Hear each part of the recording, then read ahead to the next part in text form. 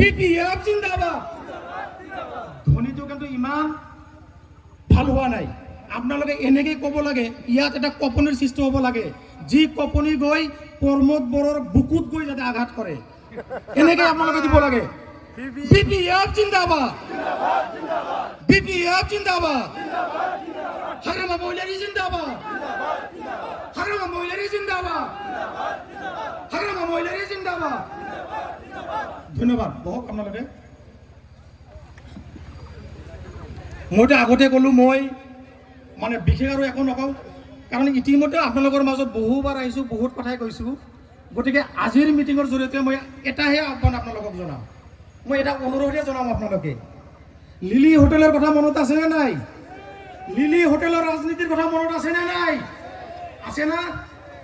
আমি বিপিএফে 17খন আসন লাভ কৰি একক সংখ্যাগৰিষ্ঠতা কিন্তু লাভ কৰিছিলোঁ, হয়নে নহয়? গভৰ্ণৰে আমাক কিন্তু আমন্ত্ৰণ জনাব লাগিছিল চৰকাৰ গঠন কৰিবৰ কাৰণে।